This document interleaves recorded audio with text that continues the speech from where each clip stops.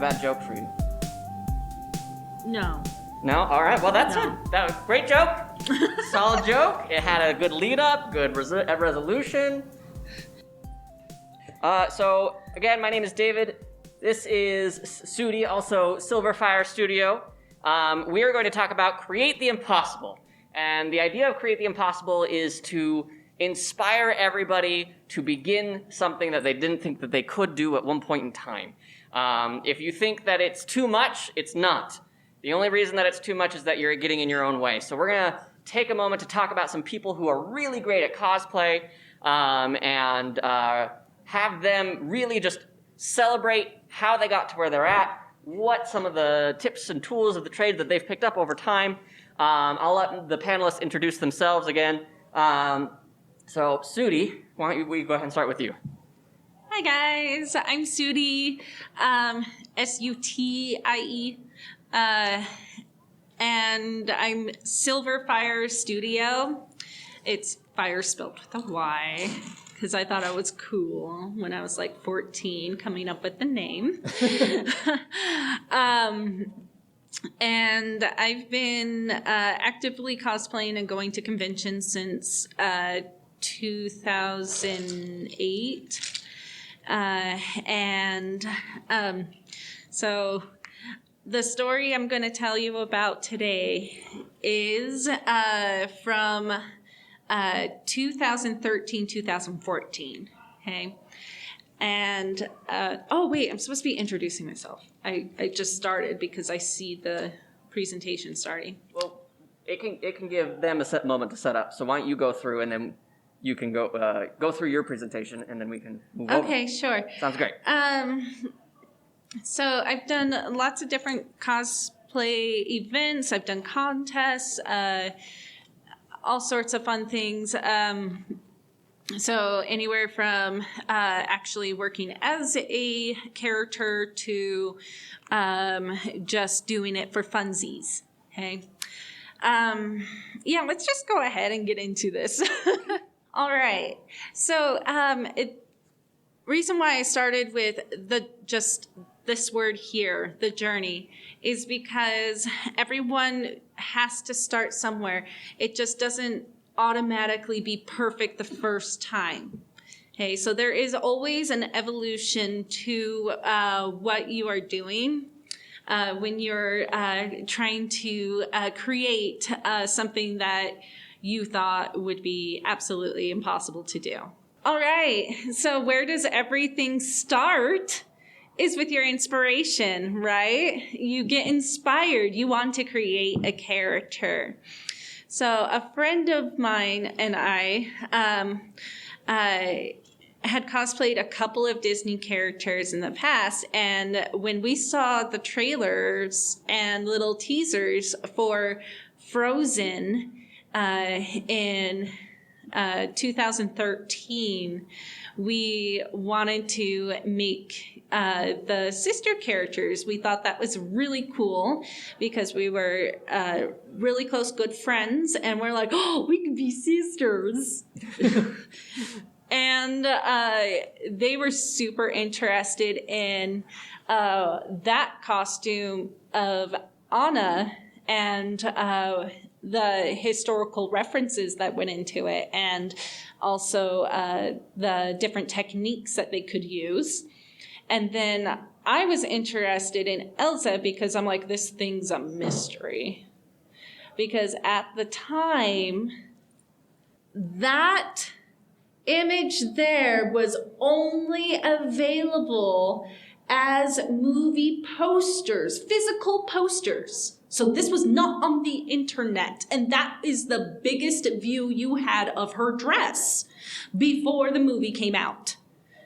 It was insane trying to find references. So it was a huge mystery. What was this? What was it made of? There was no high def, so you could zoom in and see things. So it was a pretty sparkly princess, and I wanted to be it. And so we decided we were going to make these characters, and then like a connection asked us, hey, Our Megaplex Theater is doing an event for the premiere. And since your princess costumes, from before look awesome, would you want to come in and do this event for kids? And we're like, yeah, sure. So we made what I would call version 1.0. These were horribly inaccurate with not the correct fabrics. We were trying to figure this out. Okay, like I said, I have very minimum references to go off of, and we were really trying. Let's see. So you can see this is our version 1.0. If you continue on to the next slide, I actually made some cute little how-tos, which it's okay if you can't read them all. They're not meant to be read. They're just here for me to reference. So hanging sequins in blue did not exist at the time. It does now, of course, but it did not exist at the time of the making of this costume. So I literally hand painted each and every little sequin for the bodice. And I noticed that there was a gradient, and so I was attempting to do a gradient, and then my brain didn't register that it went the opposite way. So we'll see that later. And then the wig. This wig was I think the only thing that I kept from this version eventually until the end. I literally took 2 wigs, full-on wigs, and took 2 wigs, put them on top of each other, and then pulled the individual wefts through using a dental pick. So just those individual strands getting pulled through the lace of the wig on the top and then all the way down. Because on the very top, it's solid lace. So it was like pulling 1 or 2 strands at a time going through. Yeah, it was crazy. And then I used Got To Be and Elmer's glue for actually styling the wig itself. And then the sleeves of it, I just used chiffon and then crystal chain that I actually soldered together into the different shapes so that it would hold the shapes. After we got to see the movie after doing the event, so it was the last showing of the day of the movie. We watched it, and what was awesome was that I was able to invite my sisters, because I only have sisters, and we're super close, and so I got to watch the movie with my sisters. And the second that Elsa turned into her princess form, can I swear? As a direct quote? As a direct quote? Yeah, I'll allow it. Yeah. Okay, this is just your warning so that you can bleep it out if you need to. Thank you. All right. I remember leaning over to my older sister and going, what is she wearing? That looks like in latex. And I'm like, I totally registered this whole costume wrong. Everything needs to be remade. And then I was just like obsessed. So, and then also while we were at the event, we had a friend tell us about the ice castles, which are just up the canyon from Salt Lake City, where they create these structures literally out of ice. Up in Midway? Yes, up in Midway. Mind you, this is still 2013, okay? And we were like, oh, Do you know what would be so cool? If we did pictures there. So then started the construction of version 2.0. All right, so here are my version 2.0 updates. First off, I wanted to figure out, how do you have a latex skirt? So I did a lot of research, and this new type of fabric called spandex wet look had just come out.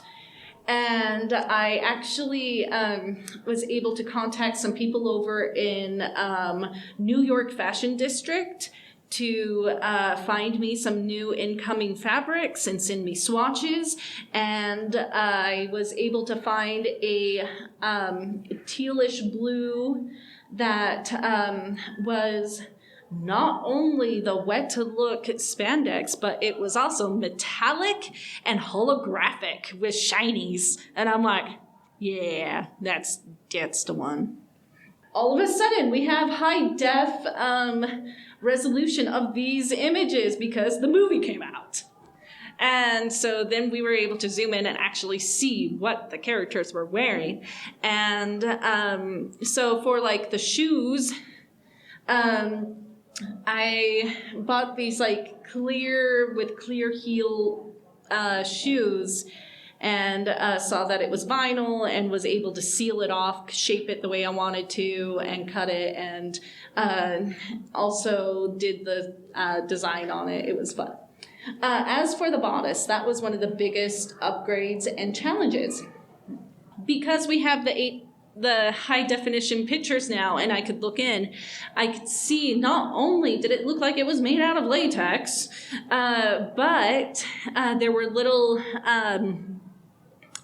tiles, and I'm like, how do you do this? And I started experimenting with what can make a fabric look like latex. So I started experimenting. I started soaking fabrics in latex. I'm like, no, that didn't work out. And then I started using different types of materials with different bases, whether it was polyurethane or even like polyxylene. So I happened to work in an industry that I had those materials readily available and I could test them. So eventually I did find what worked the best, and that was silicone. Yay, silicone. And so what I did was I made a new corset, and then I put little pieces of the tiles of the same fabric on the corset, and I then painted it in silicone. Then I had to find a paint that would stay on the silicone and not chip away and be the right color, etc. And so lots of experimentation went into that one. And eventually I did end up with a metallic acrylic that it took like 3 different colors that I had to mix together, and eventually I did end up doing the proper gradient utilizing that. So most of those little tile squares are different colors. Then I also noticed that the bodice also had crystals on it. Yay! So I had to add those. And what's interesting is the square crystals that are on this corset, they were not readily available. I actually had them shipped to me overseas, and they're antiques. So they're antique crystals that I ended up applying onto the bodice in order to have the correct shape. Thankfully, these shapes are now readily available to you guys. Yay! All right, let's move on to the next one. Okay, here are just a few images from that dream photo shoot that we wanted to do. So we did contact Ice Castles, and they did allow us to do a private photo shoot, and it was before they actually opened. And let's go ahead and go to the next slide. It was absolutely freezing. Literally. So frozen. So very frozen. Okay. Yes. Too frozen, too cold. If you see this lovely image of my Anna, I love it in the middle. She was not very happy about the temperature, we'll put it that way. And we did get to shoot there. It was fun.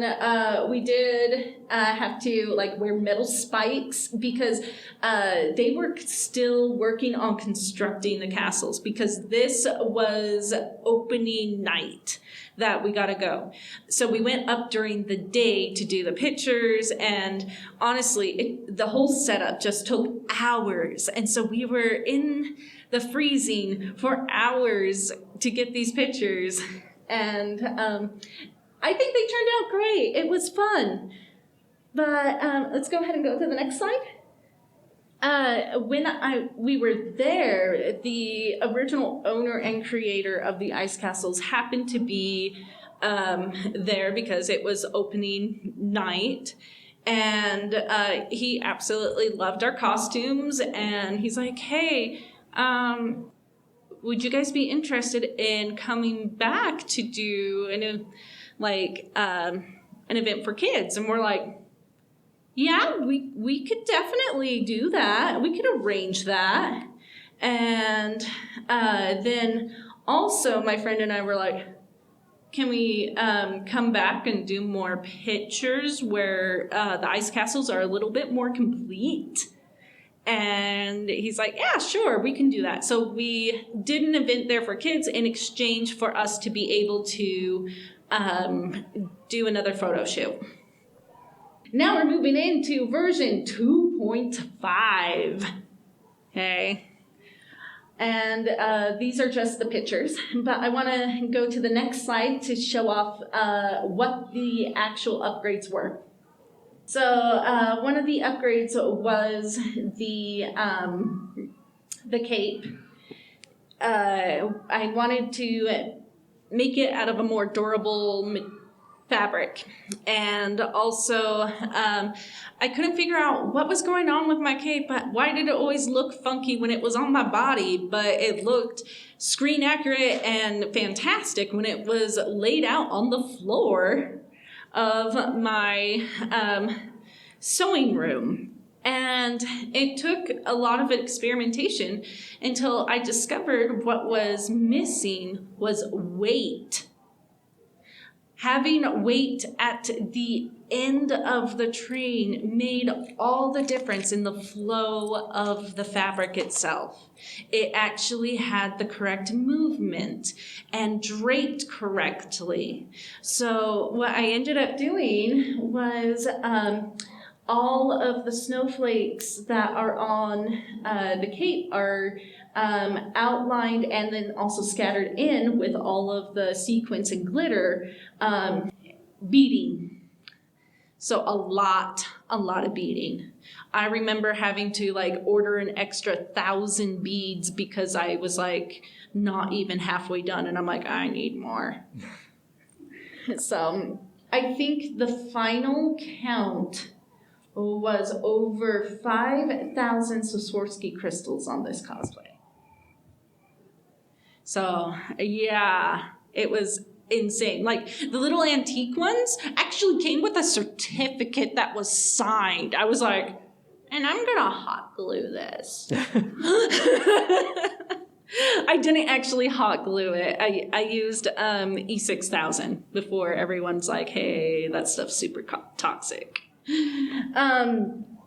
Another upgrade was the undershirt, the sleeves, because when we did that first photo shoot, I just, and then it got late and then they did the premiere, we were trying to get out and children kept finding us and we're like, we're cold, we want to go home. But the kids wanted, I could not resist it when we were taking one final photo. And this little girl comes around the corner of one of the tunnels that are in the ice castles. And the expression on her face was amazing because she goes, oh, Elsa, I knew I would find you here. And I'm like, I am now Elsa. I am your princess. I will entertain this child. But while I was getting down low and interacting with her, because with kids, you want to be on their level if you are interacting with them. And I noticed I had a hard time with my arm movement. So when I did my version 2.5, I fixed that issue. I actually used a swimsuit mesh fabric because that kind of fabric is skin tight, but it's also has that illusion of see-through like a chiffon would, but it has the stretch. So you have to have high movement, stretch, and it's close to your body. So I remade that whole thing. And of course it didn't come in the correct color, so I had to dye it. And then I also redid all the crystal details and hand sewed them on. Unfortunately, in these pictures, you can't see that. I think in one of the previous ones you can. Another update that I did that most people don't think about when they're trying to create a character. It's become a little bit more popular recently, but that was makeup. So that was another upgrade that I did, was my makeup. I did a lot of research. I actually took a makeup class to learn the proper contouring and how to apply things to my face shape. Okay. And then, so that really helped improve my costume then. I don't think I made any more slides, did I? You have CNB. Oh! I mean... If we have time at the end. If we have time at the end, that's a story in itself. But instead of doing another photo shoot, we ended up doing a cosplay music video. It's just when you want to do basically be in cosplay, but like do different poses and stuff of the character and to a song. So, yeah, if we have time at the end, we can check it out. Anyways, so that was my story about creating the impossible. I want to encourage you guys to never give up. Keep trying new techniques. Research. Reach out to friends and ask questions. See about networking. Like, I didn't have that connection over in the New York fashion district until I started asking my friends around. For advice on getting different fabric samples of new fabrics into my hands. That was also when, was it 2014 when we discovered LA Fashion District? I can't remember, but it was amazing. So, anyways, there you go. There's my story. I want you guys to never give up, hey? You can still wear your costume, even though you're like, I'm not the proudest of it. Still do it. That'll just encourage you to want to do it again, right? And maybe upgrade a couple things. And there is such things as a version 1.5, so it could be just a couple of extra things. So, awesome. Yeah, there you go. Thank you so much, Judy. Give it up. Yeah. All right, and over to our next panelist for creating the impossible on a Valkyrie costume. Alright, so I'm Sakura Roguen. So I'll first tell you the story before I start showing my wares. But do you have something at your core that tells you need to do a thing? And for me, a lot of that was the thought of warriors, like being strong and be able to get that inner warrior out. So like as I was growing up, our family finally got a PS1, and then my brother got a job and he was showing me this game. I'm like, what is this? It's awesome. And when I finally got a chance to play it, the opening was like, this girl has a full suit of armor, and it's the kind of armor that I want. So like, I said, I have to make this. And I kind of jealous of you. You got low risk or high risk. I got low risk. So as the years go by, they remade my game. So I got high risk now. I'm like, that's even better. I can actually see what I'm doing. And so I started experimenting, and the first thing that I actually made was this lovely helmet. Pretty much almost screen accurate from what I could tell from the pictures. And it was relatively well. It was mostly the cereal box and paper mache with feathers and a lot of hot glue. And it wasn't until later that we actually reinforced a lot of it. And then started to get more of the research. And like had a friend over like, did you know there's this thing called Wonderflex? I'm like, what? I'm still experimenting with chrome. So I had to get a job and find out more stuff. I'm like, dude, this stuff is awesome. I'm like, why didn't it come out sooner? I'm like, so amazed. And then, so finally, it came down to, do I feel right? Is it the right time to actually make this? So like, posting it online is like, try to get some answers or some suggestions. Or like, the just do it meme was a lot. I'm like, okay, it's probably time. And then getting a lot of the skills and knowledge, you're like, okay, I can do this. So right there, you actually see a lot of the ways that what's the word? Where there's detail, but it's, with your paper mache. Yes. Oh, it's so. And most of the patterning for the helmet was just taking the image and just pulling up to my proportions. Because a lot of that was the my how-to really make this.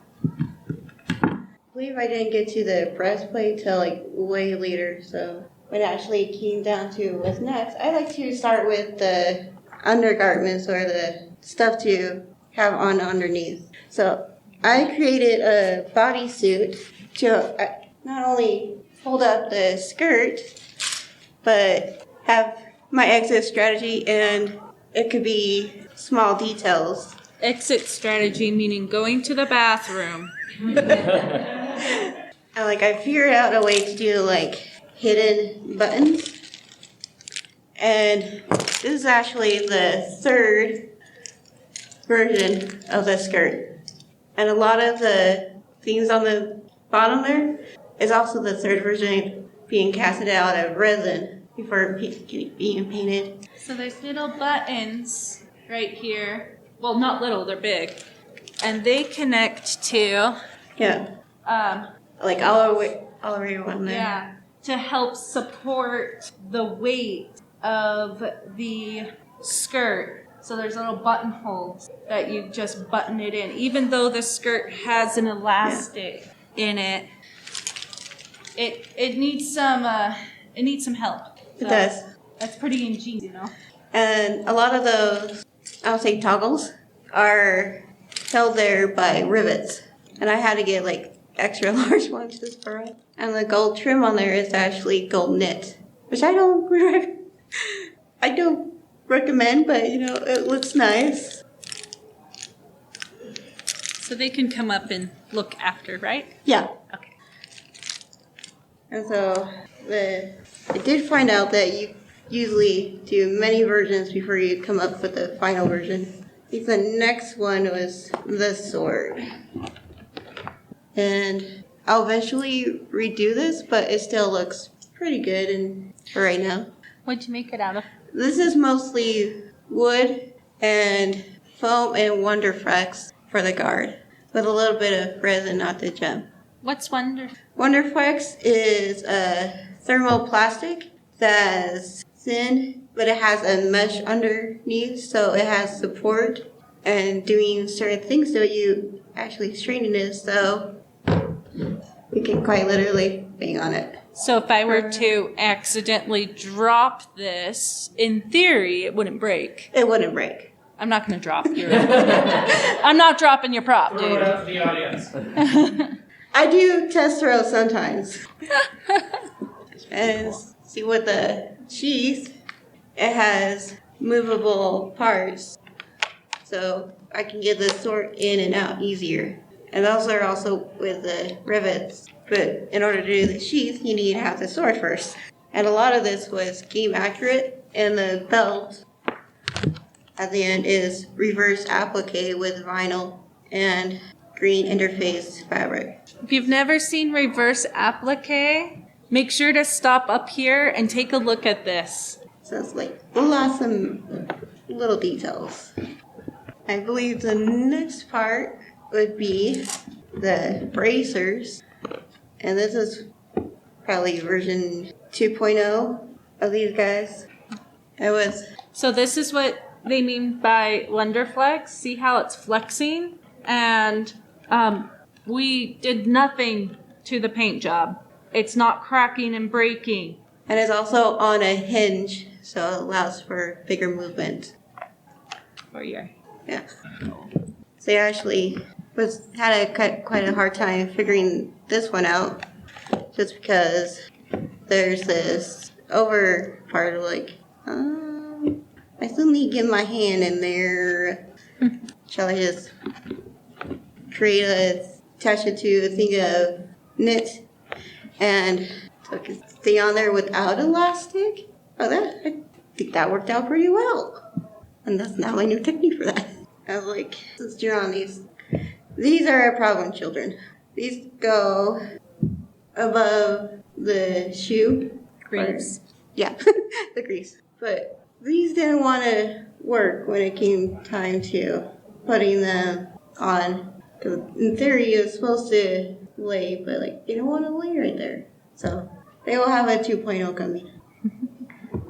Lots of grease, but like also another really cool thing about with thermoplastics, they like to say, "Hi, friend." Oh, bond together. So the details on this one was Warbler was just coming out at the time, and it was still had the Wonderflex base, so you can make it a little bit cheaper and easier for yourself. Because they're both thermoplastics. They'll say, "Hi, friend," and they say, "Hi, back." And why I say they're fractional, because I can't get my leg in there no matter how I try. But it still has the same techniques as the bracers. So, and the shoes, there was a lot of MacGyvering. And the way I see that, because even though it's the same techniques as I've been doing, I had to find a way to put a shoe in there. So I'm not going, you can't go bare and con with sandals. No. So like I use a oak shoe to fill in that spot, but I was using the floor mats to give it a new sole. But there was a lot of pieces for these because, you can't exactly walk too well. So like I put them on a hinge with the rivets. Most people don't think about this movement right here that your foot actually does when you walk. You can't just have a solid shoe piece. You need to be able to bend at your heel, ankle area forward and backwards in order to walk. Okay? So they added a hinge at that point. They also covered a shoe in a knit fabric, so that way they can actually slide their foot in and out. And it's literally a shoe, guys. Yeah, armor shoe. We have a few more minutes, so any other highlights that you want to do on the Valkyrie? I was like, I'll show off the pauldron because I already submitted the spear story to the podcast. Yeah. If you want to look at it, we'll can say that for a little after.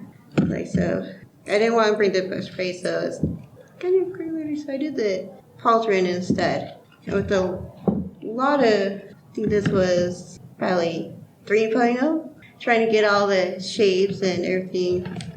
But I actually did it in a way that I could pattern and bond it with seams that I found. You can actually have a little piece of Wonderflex, and you can actually blend it into the rest of the item that you're doing.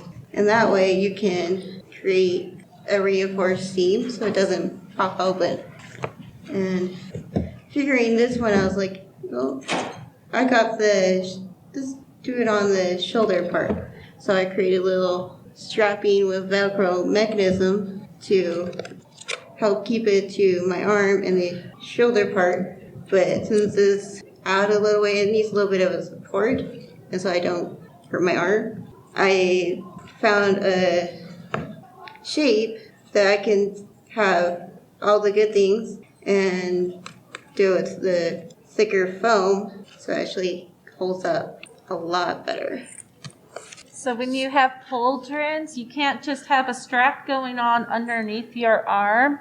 You have to have something to keep it from rotating and just sliding off. Okay. So like if I had two and I had a strap going behind my neck, that would keep it from rotating. Okay. And then they needed to add an extra bit of material to lift it. So as we have reached our time for a question for the both of you, do you feel like before you started this felt like an impossible task? Always. It was bleeping latex. So with everything that you guys accomplished and overcame, revisions, different styles, different takes, what was it that motivated you to continue and to finish these projects? For me, it's just the try of seeing it and be able to wear it proudly. I love that. Sudi? Honestly, it was a challenge, and I just wanted to conquer that challenge. And also, working with a friend, it was amazing being able to like bounce off ideas and work with my friend, and we got to have those experiences together. So, with that being said, for all of you, if you think that there was a costume that is impossible, it's not. There is so many great resources out there. There are so many people who have been exactly where you have been, where they thought this felt impossible. And the first step was not always a success. It took many steps, many revisions. So go out, go create the impossible. Thank you guys so much for your time. Give it up for Sakura Roguen and Sudi.